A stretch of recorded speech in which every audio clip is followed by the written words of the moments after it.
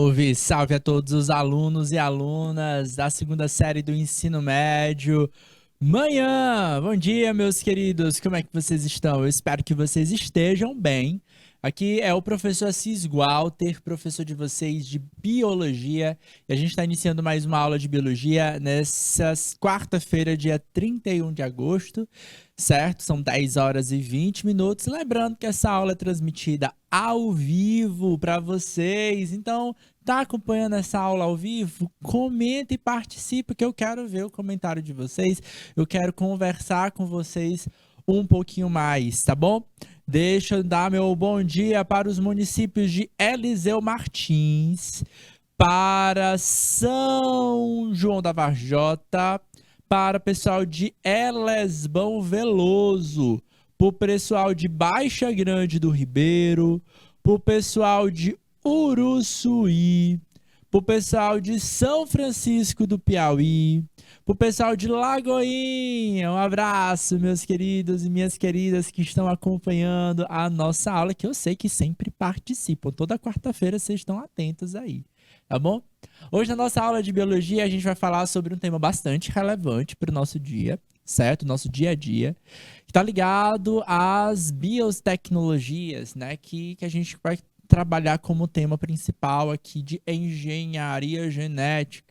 Tá na tela para vocês o conteúdo da nossa aula, tá aí, ó.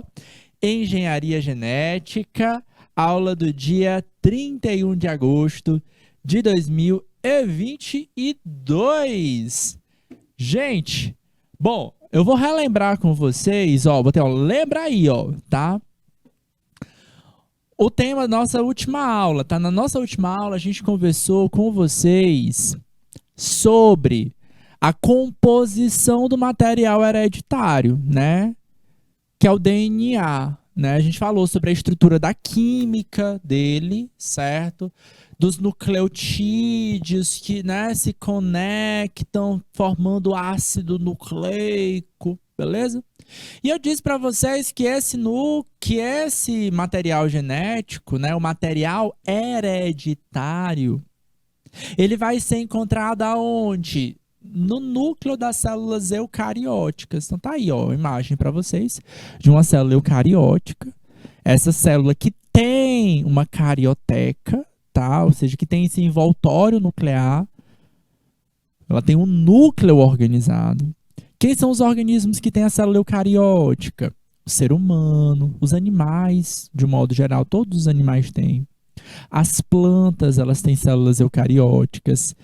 Os fungos têm células eucarióticas, tá? E aí, dentro dessa carioteca, a gente vai encontrar o nosso material genético, tá? O núcleo, galera, é esse somatório desse envoltório nuclear com o material genético que está ali dentro, certo?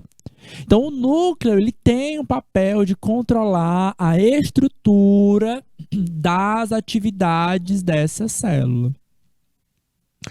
Tudo que a célula pode ou não pode fazer. A célula pode fazer fotossíntese, quem determina? DNA. A célula vai gerar saliva, vai produzir saliva, quem vai determinar? DNA. A célula vai produzir um pigmento da pele chamado melanina. Quem determina isso? O DNA. Certo? Então, o nosso DNA determina como a célula é, a sua estrutura e como ela funciona. Tá tudo dentro do DNA. Tá escrito ali dentro. Então, a gente começa a nossa aula de hoje resgatando essa base desse conceito. Por quê? Porque parte da biotecnologia que a gente projeta no mundo é pautada dentro disso. Ok? Funções do núcleo, professor. Vamos nós. Controlar as atividades celulares, estabelecendo quais e quando as proteínas serão produzidas. Tá? Primeira ideia. Segunda ideia. Armazenamento de informação genética. A tal informação hereditária, aquela informação que eu recebi do meu pai, da minha mãe, para dizer se meu nariz, o formato do meu nariz, a cor da minha pele, a textura do meu cabelo. E é essa informação que eu vou dar para o meu filho, para minha filha, certo? Beleza?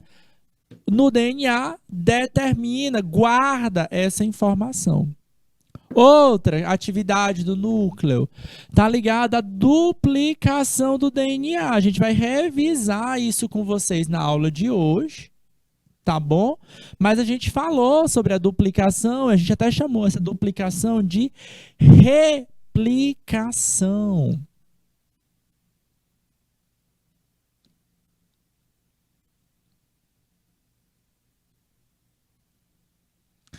Replicação é um outro termo para duplicação. Quando é que a gente faz a duplicação?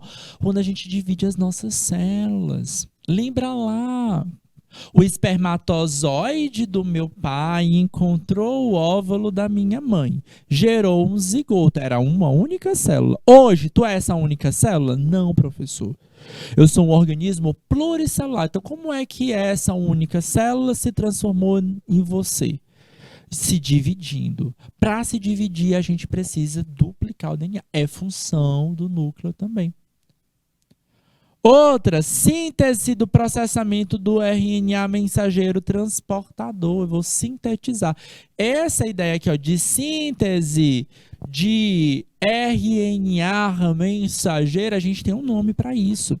Isso aqui a gente chama de transcrição. A gente vai conversar no mês de setembro sobre esse processo, viu? Transcrição.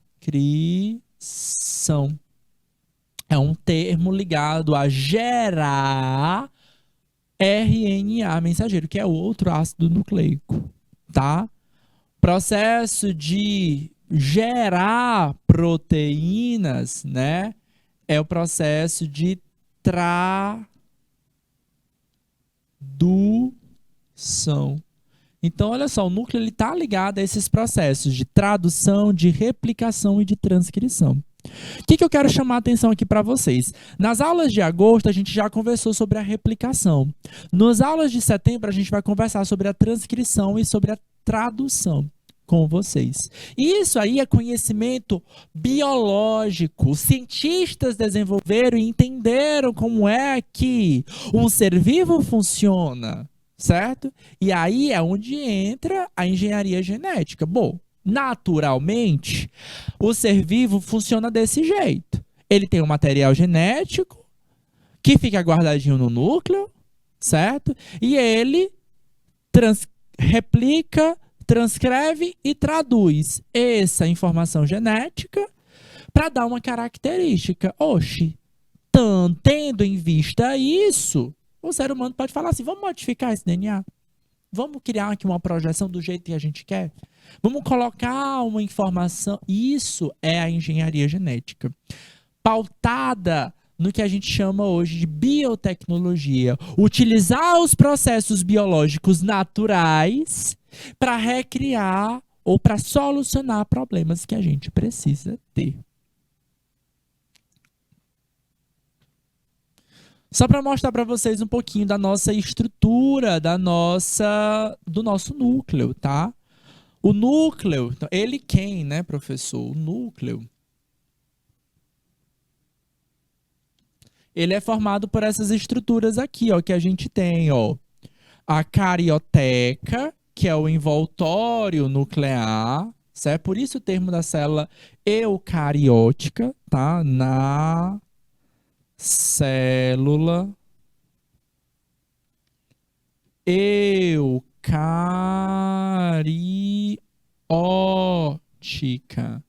Então, a célula eucariótica, verdadeiro, cariótica, carioteca, porque ela tem uma carioteca, tá? Que organismos têm células eucarióticas, professor? Tá? Então, que organismos têm células eucarióticas? Animais, plantas, fungos, algas, protozoários, bactérias, professor? Não. Bactéria não tem célula eucariótica. Bactéria não tem um núcleo organizado, mas ele tem material genético. Certo? Então ele vai ter, ó, esse envoltório nuclear, certo? Que separa o que é material genético do que não é material genético, certo?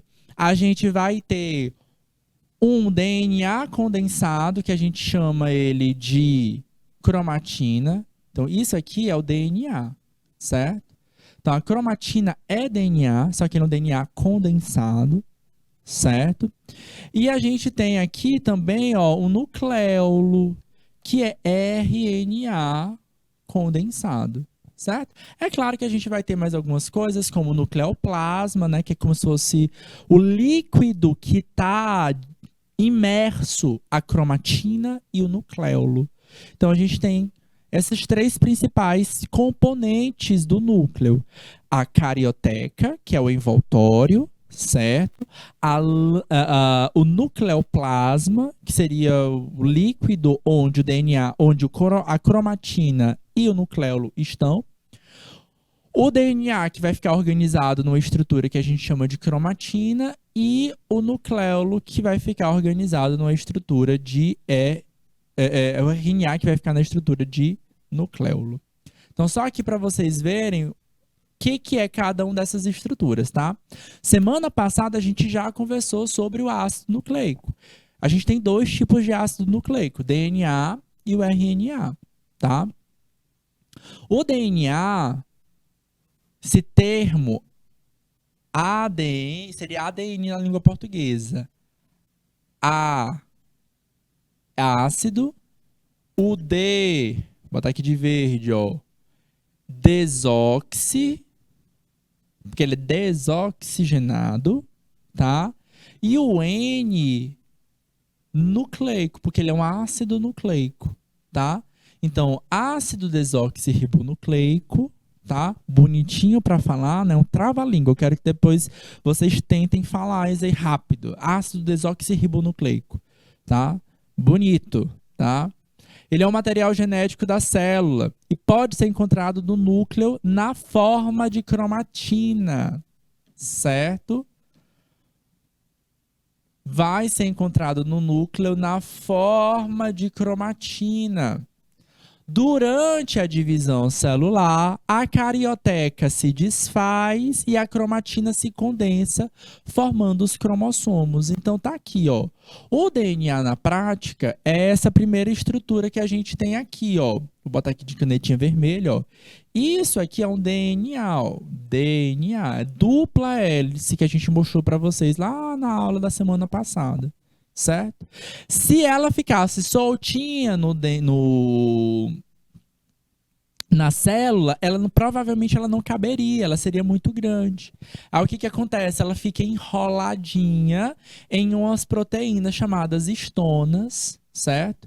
Então, esse grupinho aqui, ó, certo? De histonas e um DNA enrolado, a gente chama de nucleossomo. Mas aqui é besteira, só para vocês terem uma noção de como é que ele se enrola, tá? É quase como, eu gosto sempre de fazer essa comparação, é como se fosse pessoal de cabelo longo, tá? Quem tem cabelo longo, tá? Que quer deixar o cabelo aí com volume, com beleza, estética, bota o cabelo no bob. Pronto, é como se fosse isso. Tá? É como se cada fio de cabelo teu fosse uma dupla fita de DNA que você enrola ela no bob e ela vai ficar mais condensada na cabeça. Isso é a cromatina, tá? Então, cada bobzinho enrolado é como se fosse um nucleossomo. O cabelo todo botado no bob seria a nossa cromatina, certo? Então, seria todo o DNA enroladinho, certo? Seria a nossa cromatina.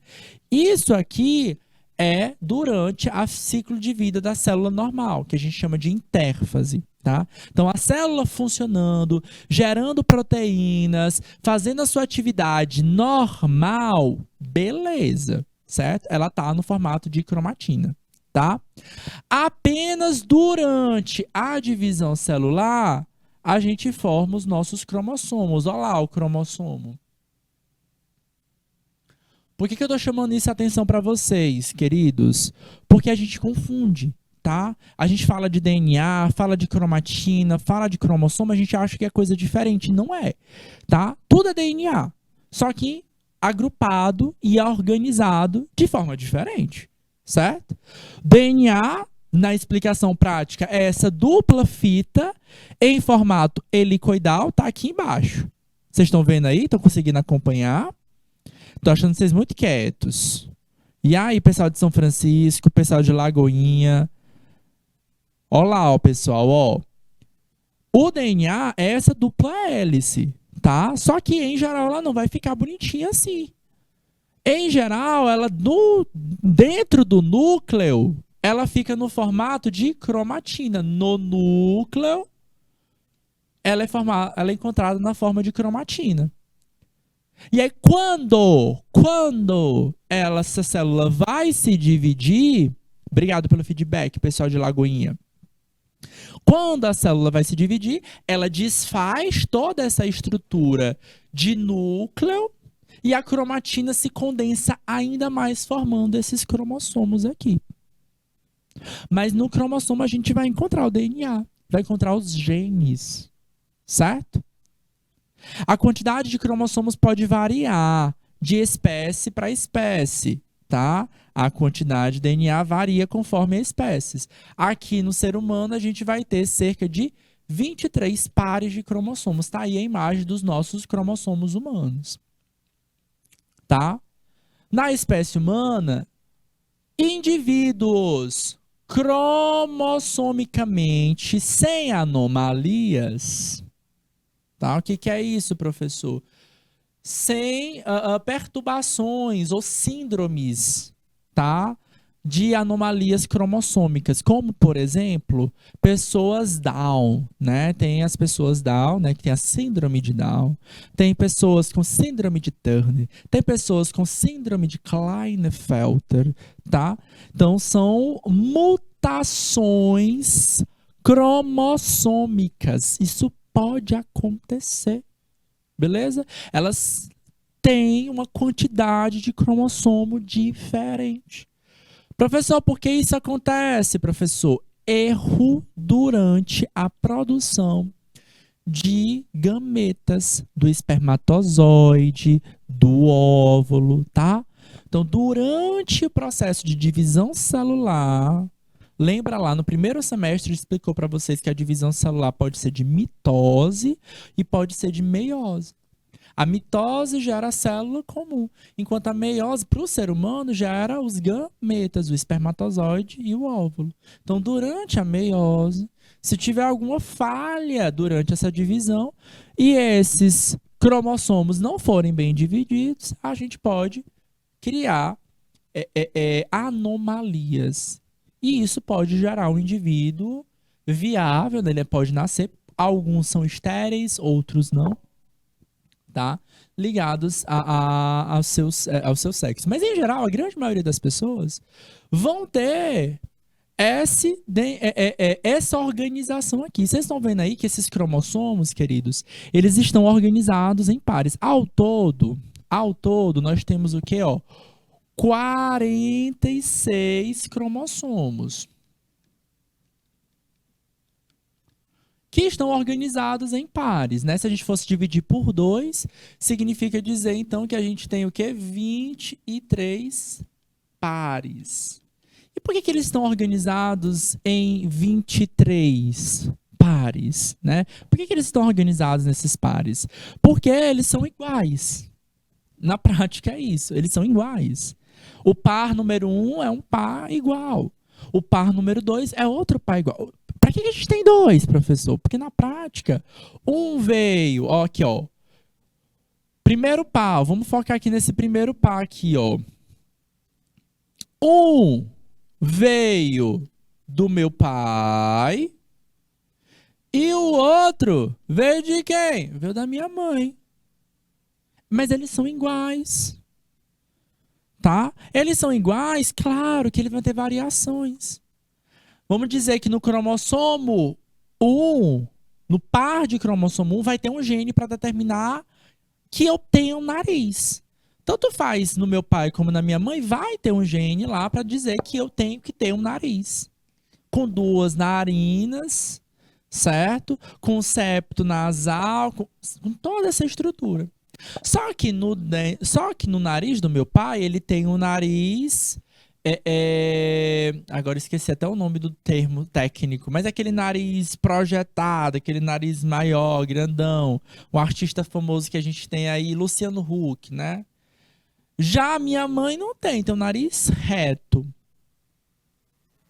Cada um deles vão determinar genes dominantes e genes recessivos, que a gente já trabalhou sobre esse tema, certo? Tô aqui só fazendo as conexões com vocês, tá bom? Então tá aqui. Dentro desse cromossomo a gente tem DNA.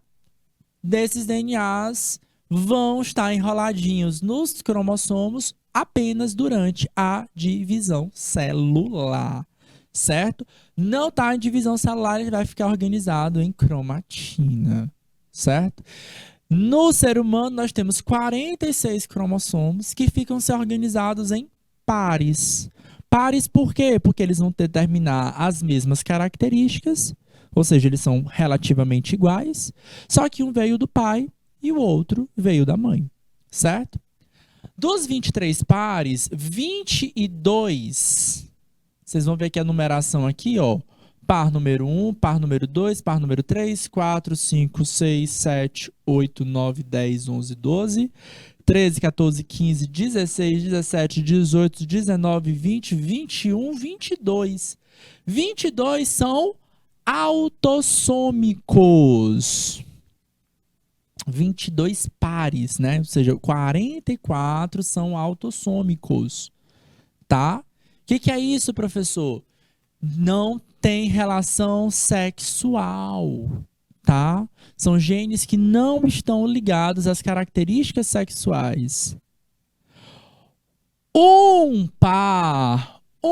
desses pares aqui, ó, opa, é o que a gente chama de par de cromossomo sexual. Eles estão ligados às características sexuais. E eles determinam o cromossomo, não o gene. Determinam o sexo biológico. Homem XY, mulher XX. Certo? E aí a gente pode ter a determinação de cariótipos. 46XY é um homem. 46XX é uma mulher. Certo? Quando vocês verem esse terminho, ó, o indivíduo 46XY é um indivíduo sem anomalia cromossômica, certo? 46XY porque ele é um homem sem anomalia cromossômica. O indivíduo 46XX é uma mulher sem anomalia cromossômica. Ok? Professor, sempre vai ser o homem, vai ser XX e a mulher XY? Não, a gente tem as anomalias cromossômicas, tá? Então a gente pode variar um pouquinho nesse aspecto. E o outro ponto importante é que isso é característica biológica, tá? A nossa sociedade é um pouquinho mais complexa do que apenas no DNA.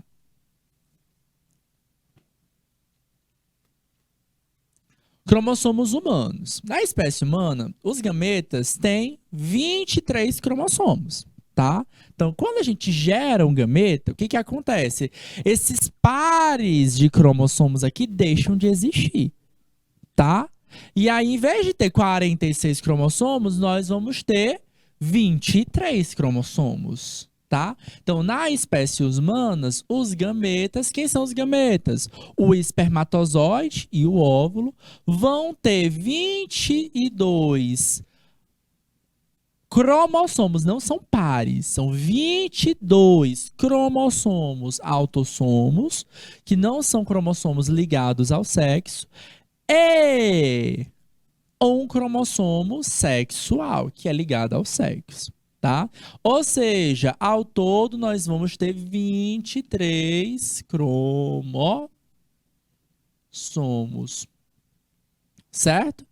Cada gameta, um espermatozoide e um óvulo, tá? Tá aqui, ó.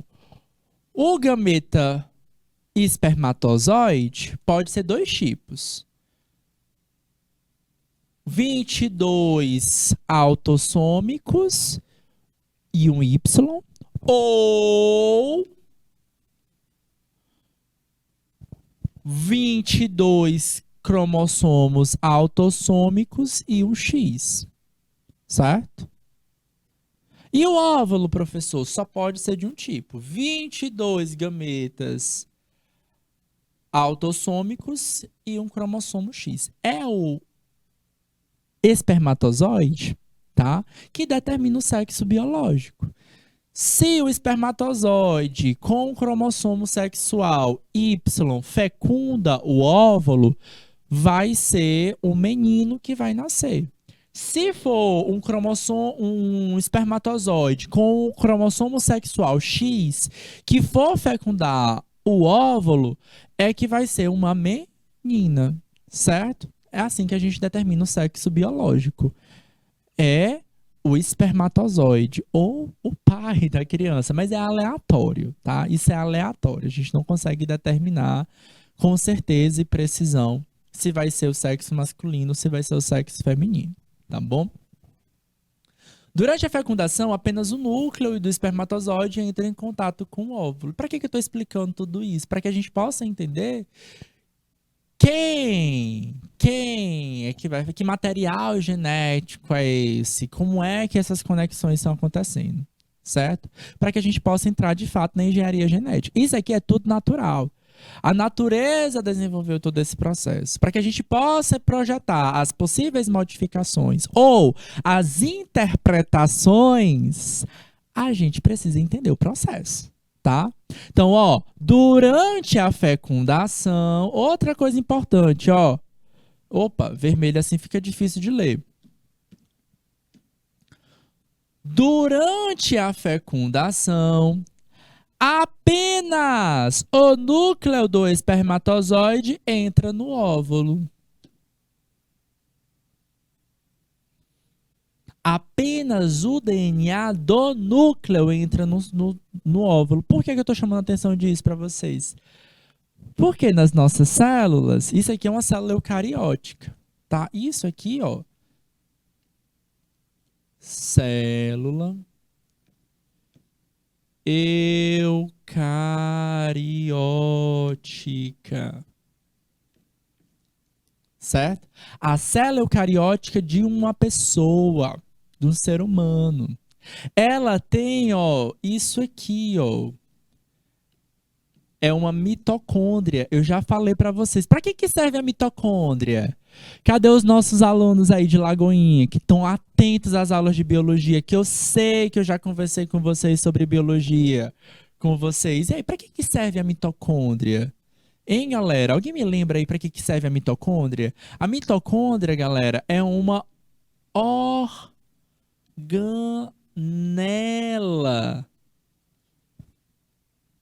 membranosa. Ela tem duas membranas. E ela é responsável pelo quê?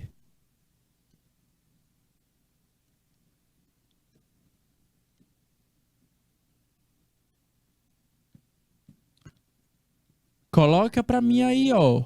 Exatamente. Ela é responsável pela respiração celular.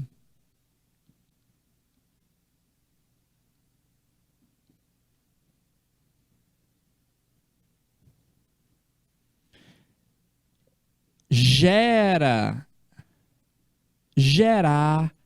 energia. A gente teve aula só para falar de como acontece o processo de respiração celular. Dá trabalho, acontece em várias fases, tá? A gente tem basicamente 3 fases importantes na respiração celular: a glicólise, o ciclo de Krebs e a fosforilação oxidativa. A gente já teve aula para conversar sobre isso. E o que acontece? Uma das características muito diferentes da mitocôndria é que ela tem o DNA próprio dela. Oi, professor, ela tem um DNA só dela? Tem.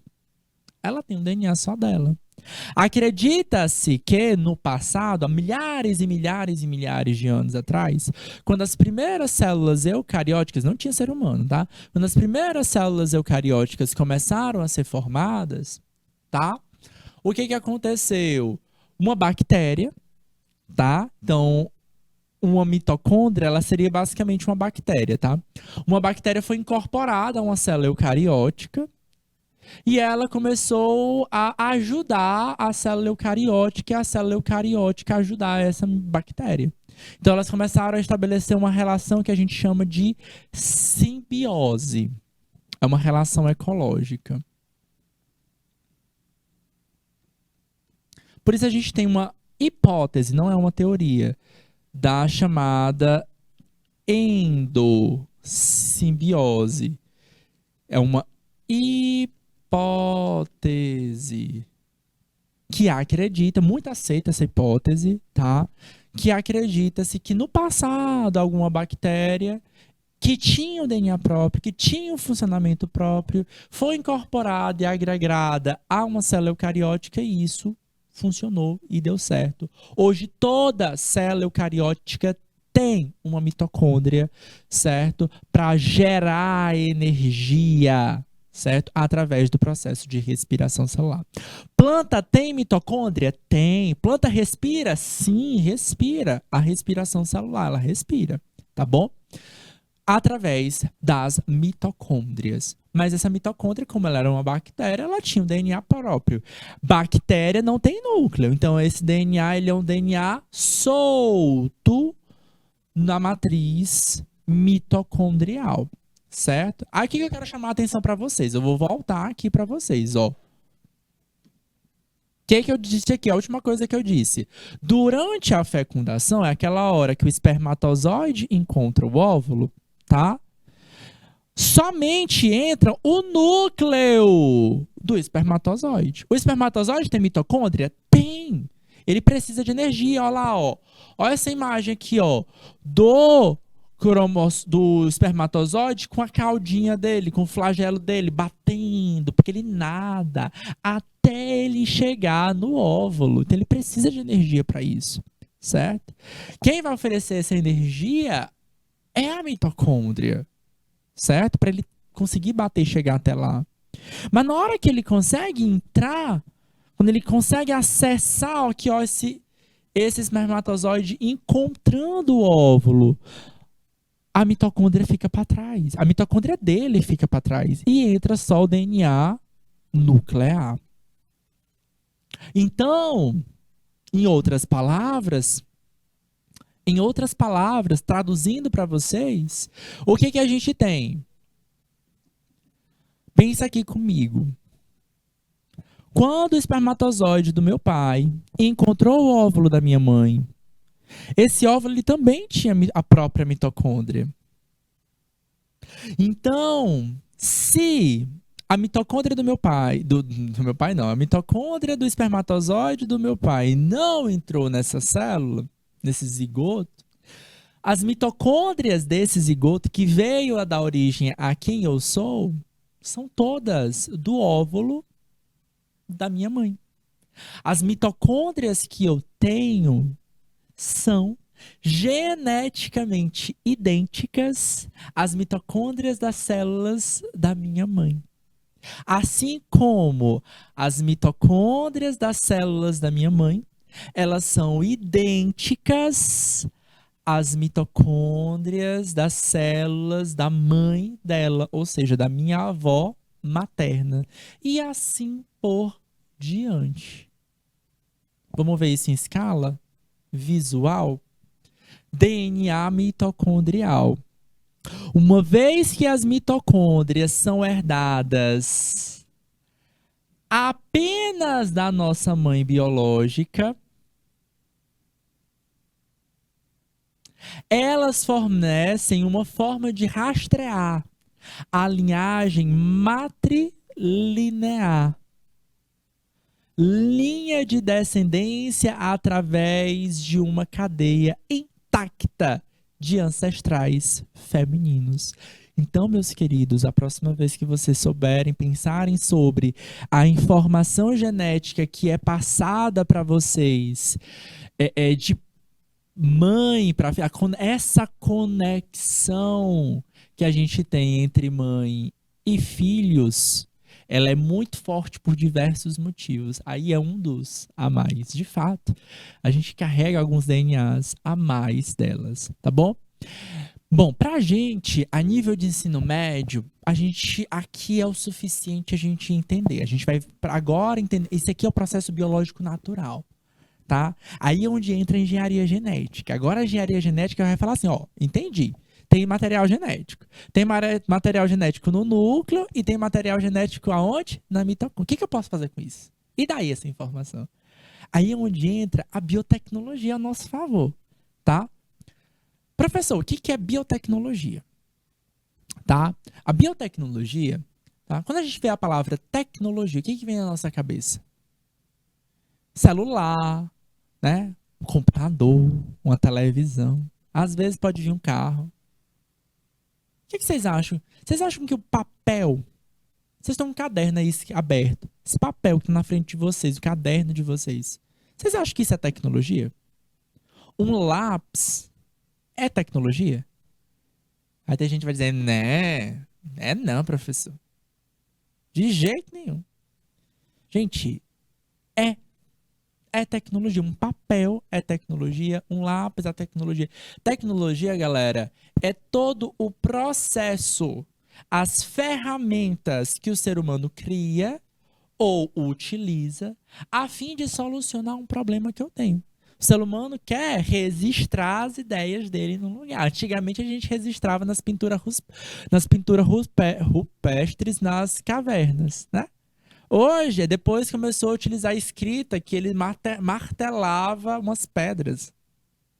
Até o surgimento do papiro, tá? Que hoje a gente conhece como papel. Tá? É um pouquinho diferente a técnica, mas é mais ou menos por aí. A gente utiliza essa tecnologia para registrar as nossas ideias, os nossos pensamentos, os nossos estudos. Então, é uma tecnologia, porque é um produto criado pelo ser humano com o propósito de solucionar um problema nosso. As metodologias de ensino também são tecnologias, são formas de projetar, melhorar, formas de comunicar, pensar, certo? Então, não precisa ser um produto palpável. Pode ser uma técnica, uma metodologia, uma forma de pensar. E onde é que entram aqui o que isso tem a ver com a biologia, professor? Porque a gente tem o processo da biotecnologia. Por que o ser humano quer saber como é que a mitocôndria funciona? Porque o ser humano quer utilizar esse conhecimento. Que conhecimento? De como o organismo funciona naturalmente, certo? É natural, o biólogo ele quer saber, mas como é que essa planta consegue sobreviver na caatinga? Se sol escaldante, falta de água, como é que ela consegue sobreviver? Então, é natural do biólogo chegar lá e querer instigar. E aí, é claro, à medida que a gente vai descobrindo e entendendo esses processos morfológicos, fisiológicos, a gente vai falar assim, essa característica pode ser interessante para solucionar um determinado problema. A biotecnologia, ela é isso. É utilizar esses conhecimentos básicos de biologia, certo? Sim, é básico, ele é proposto para vocês aqui no ensino médio, para projetar soluções. Olá, pensa aqui comigo. O DNA que tu tem na mitocôndria que veio na tua célula, tá? Então, se eu pegar aqui você, ó, imagina que isso aqui é você. O DNA que está na mitocôndria é idêntico a mitocôndria da tua mãe. Por quê? Porque não houve mistura de material genético mitocondrial do teu pai com da tua mãe. Certo? Pode botar ali na tela, Renan, o slide. Ó, DNA mitocondrial é idêntico de mãe para os seus descendentes. O meu DNA mitocondrial não fundiu com o DNA mitocondrial do meu pai. Então, o meu DNA mitocondrial é idêntico da minha mãe. E o DNA mitocondrial da minha mãe é idêntico da mãe dela, que é da minha avó materna, que é idêntico da mãe dela, que é da minha tataravó, aliás, da minha bisavó materna, certo? E aí por diante, a gente tem uma linha ou uma linhagem no qual a gente pode determinar. E atenção, ela é idêntica. Já o meu DNA nuclear é uma mistura do que tem no meu pai e do que tem na minha mãe.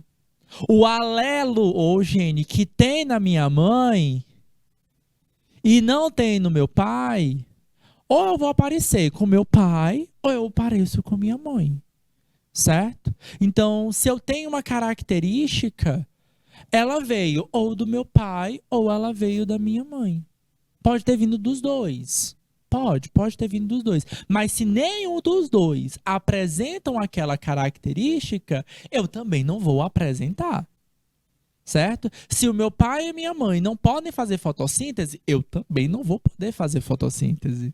Certo? Se o meu pai e a minha mãe são pessoas baixas, não dá para eu ser alto. É muito difícil eu ficar alto. Não tem para onde fugir. São duas pessoas baixas. Certo? Se o meu pai e a minha mãe têm uma pele escura, preta, muito difícil a gente fugir desse padrão, tá? É claro que a gente tem alguns outros determinantes, tá? Genes que acabam se mantendo, né? Tem alternâncias de gerações, tá? Nas aulas de genética a gente explica um pouco melhor sobre isso, tá? Grupos de genes homozigóticos, heterozigóticos, isso pode acontecer. Porém, característica A tá no meu pai e na minha mãe, eu vou apresentar também. Na linha geral, em regra geral, é isso que a gente tem. Tá? Não pode herdar dos avós? Pode, tá? Pode. Aí é que tá, tá? A gente tem as alternâncias. Existem algumas características que apareceu no meu avô, não apareceu em mim, ou não apareceu no meu pai, mas aparece em mim. Isso pode acontecer, tá? É o que a gente chama, vai depender de como é que esses genes estão guardados no meu material genético, tá? Lá nas aulas de genética, no primeiro semestre, eu expliquei para vocês sobre cromossomos que são homozigóticos e heterozigóticos, tá? Então, dependendo de como ele está guardado no meu pai e na minha mãe, ele pode chegar para mim ou não, certo? Então, isso pode acontecer também. Mas, em geral, eu espero ver, tá? Então, se eu tenho uma característica que minha mãe não tem, é esperado que meu pai tenha essa característica. De um modo geral, a regra é essa. Para vocês, para a aula de hoje, isso aqui é o suficiente, tá? Precisa voltar, se precisa entender um pouquinho dessa ideia do avô apresenta, relembra os conceitos de heterozigoto e homozigoto que a gente trabalhou, acho que no mês de junho desse ano, tá bom? A gente já conversou sobre isso.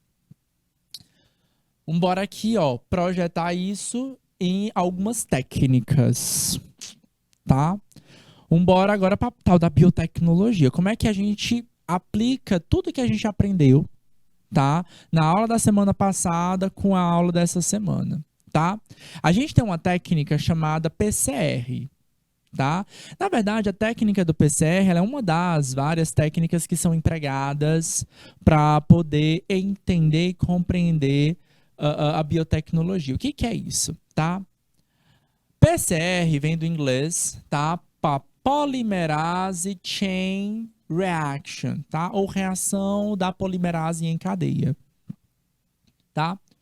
É uma técnica da biologia molecular baseada na capacidade da enzima DNA polimerase. Na semana passada a gente conversou com vocês sobre essa enzima. Quem é que me lembra qual é a função dessa enzima? Ou vocês não lembram da função dessa enzima? Tá? De sintetizar uma nova fita molde complementar do DNA. A gente falou sobre ela na replicação. O que eu faço nessa técnica? Uma pequena quantidade de DNA pode ser clonada milhares e milhares e milhares de vezes. O DNA, para a gente conseguir ver a olho nu, seria praticamente impossível. Agora, se eu pego essa DNA polimerase e boto ela para rodar e para aumentar e multiplicar só esse DNA, eu poderia ver o DNA a olho nu. Lembra aí, a aula da semana passada, o que era a replicação, professor? Durante a replicação, duas enzimas vão interferir. A primeira enzima, helicase, promove o rompimento das ligações de hidrogênio. Aqui, ó, é o DNA original, DNA original. E aqui, ó, são os DNAs duplicados. DNA duplicado, certo? Então, a replicação, ela duplica o DNA. Para que serve? Na prática, isso aqui no dia a dia, para que serve? Para a célula se dividir. Eu não posso dividir uma célula que tenha só um DNA, agora eu posso dividir uma célula que tenha dois DNAs, certo? Só que o que eu faço aqui na técnica da PCR? Tá? O que eu faço nessa técnica da PCR? Eu acelero essa reação várias e várias e várias vezes a ponto de conseguir visualizar esse DNA. Aplicação da técnica da PCR na biotecnologia, galera. Identificar potenciais suspeitos de algum crime. Vamos supor que uma jovem foi assassinada por alguém. Ninguém sabe direito quem é. O pessoal suspeita do ex-namorado dela, que não aceitou o fim do relacionamento. Aí a perícia chega lá na menina, né, na vítima, e percebe que existem resquícios mortais de uma outra pessoa, certo? Ah, ela foi estuprada, né? Então o cara teve relação sexual com um cadáver, tá? E ficou ainda sêmen nela. Ou ela foi estrangulada e ficou um pouquinho das unhas, resto de cabelo no corpo da vítima, do potencial assassino. O que o perito vai fazer? Ele vai pegar esses resquícios, o resto do sêmen, que pode ficar na roupa, que pode ficar dentro da vítima, tá? Pega esses restos de unha que ficou cravado no pescoço, restinhos de cabelo que ficaram no corpo, e eu vou aplicar a técnica do PCR, tá? E aí eu vou fazer um teste de DNA para saber se esse DNA bate com o meu suspeito, certo? Professor, essa replicação acontece antes... Exatamente. Boa pergunta, tá? Naturalmente, a replicação acontece antes da divisão celular, tá? E é por isso que a gente utiliza. Isso aqui, essa explicação é um processo biológico natural. O que o cientista fez? Ele descobriu que tinha essas duas enzimas, a helicase e a polimerase, e ele falou, cara, vamos aplicar essa técnica para duplicar várias e várias vezes o nosso DNA e a gente poder ver o DNA e a gente poder fazer um teste de DNA, tá? Então, nesse exemplo aqui, ó, nesse primeiro exemplo que eu te dei aqui, ó, foi o exemplo lá de uma vítima, uma jovem que foi assassinada. Eu suspeito que o assassino seja o ex-namorado que não aceitou o fim do relacionamento. Então, como é que eles vão fazer isso? Então, eles vão pegar as amostras que ficaram no corpo da vítima, seja do sêmen, tá? Seja de uma unha que ficou do resto de cabelo, e vai lá no suspeito. Olá, o suspeito, vem cá. A gente precisa desse teu material biológico também. Compara, tá? Bota os dois na técnica do PCR e consegue visualizar. É visual. Eu vou já mostrar para vocês em exercício, tá? A gente vai fazer uma prática agora, tá? Em exercício. A gente consegue visualizar. Da mesma forma que eu posso identificar o acusado, eu posso exonerar também. Ei, eu tenho certeza. Eu, como ex-namorado, não fui eu, nem tava lá e tal. Eu faço o teste, confio, não fui eu.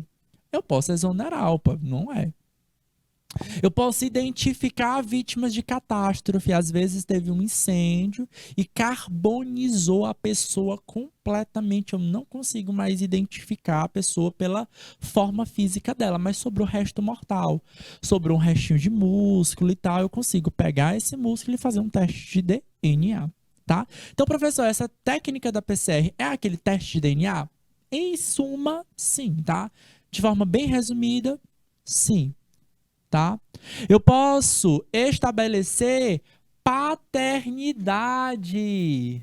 Sabe o teste de DNA do ratinho? Pois é. Aí pega o DNA da criança, pega a amostra da criança, pega a amostra do suposto pai e compara, tá? Quando a gente compara, é claro, o pai e o filho não é para ser idêntico, tá? O DNA do pai e do filho não é para ser idêntico, mas eu também tenho o DNA da mãe. Aí eu faço aquela comparação, ó, anota aí, ó. Eu vou olhar, eu vou para fazer teste de paternidade, eu tenho que comparar o DNA do pai, o DNA da mãe e o DNA da criança, tá? Aí o DNA, o que o filho tiver de característica, ou tá no pai, ou tá na mãe, ou tá nos dois, certo? Isso é um teste de paternidade. Eu vou já mostrar isso na prática para vocês, tá? Mas a gente também pode utilizar a técnica da PCR para outras questões, como determinar micro-organismos, tá? Num determinado ambiente que possa estar poluindo alimentos, tá?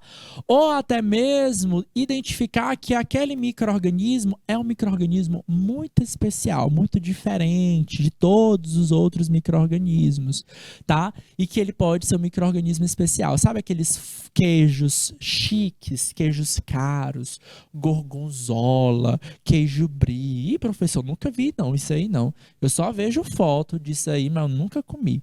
Eles são queijos especiais, gente. Não é qualquer fungo, não é qualquer bactéria que é colocada lá. Então, para garantir a autenticidade, para saber que é aquela bactéria, podem ser feitos testes PCR, teste de DNA, para autenticar, para garantir que aquele queijo ele é especial e merece ser cobrado mais caro por isso. Então, gente, a técnica da PCR é isso, tá? Isso aqui, ó, é o exemplo do DNA. Como é que eu vou ver isso? Em alguma amostra biológica. Resto de cabelo, numa fruta, né? Se eu fizer uma análise do DNA da fruta, eu posso fazer DNA da fruta, tá? Então, a primeira coisa que a gente vai ter é que macerar essa estrutura, quebrar ela morfologicamente, certo?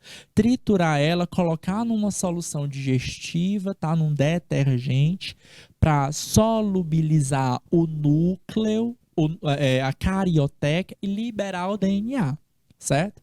E aí depois disso a gente vai colocar num cilindro, certo? Com os polímeros não, com as proteínas, as enzimas,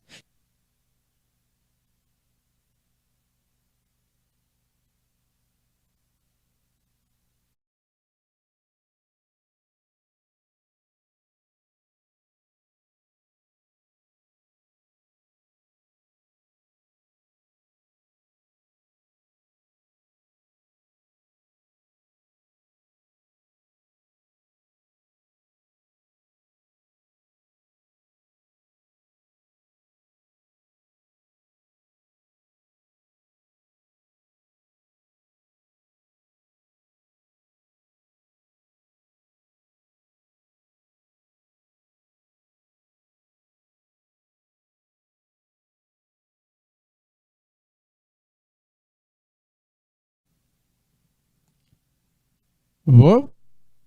Bora lá, galera. Voltando aqui, ó. Então, ó, essas amostras maceradas, digeridas, elas são colocadas num tubinho, tá? Tá aqui, ó, um tubinho parecido com esse, e elas vão para esse equipamento, é uma máquina que ela é térmica, ela aumenta a temperatura e ela fica girando, certo? Para acelerar o processo. E aí a gente consegue gerar uma grande quantidade de DNA. Esse DNA ele vai ser aplicado em um gel, tá? A gente fala até essa palavra. Vai correr no gel, tá? Que vai ter um prime, que vai brilhar, né? Então, basicamente, essas linhas que a gente está vendo aí são linhas de genes do DNA, certo? Beleza? E aí o que que acontece, tá? Que a gente pode ver aqui, o que a gente pode interpretar daqui? Ó. Para avaliar a presença de um produto PCR, o método mais utilizado é um gel, tá? Para qual se separa os fragmentos de DNA, ó, no qual separa os fragmentos de DNA baseado no tamanho e na carga. Então, o que acontece aqui? Ó?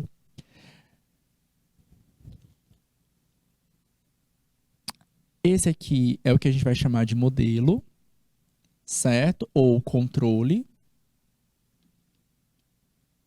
E os demais são o que a gente chama de testes, tá? Vamos supor, tá? Vamos fazer o seguinte, para ajudar a gente a interpretar o que a gente está vendo aqui, ó, cada linhazinha dessa é um fragmento do DNA, que com ou sem genes. Para ajudar a gente a interpretar, a gente vai deixar isso aqui para o próximo tempo, tá bom? Então, no próximo tempo eu volto nesse mesmo slide, tá? Para a gente interpretar eles e fazer questões associadas a isso, tá bom? Aguarda aí que a gente volta em instantes.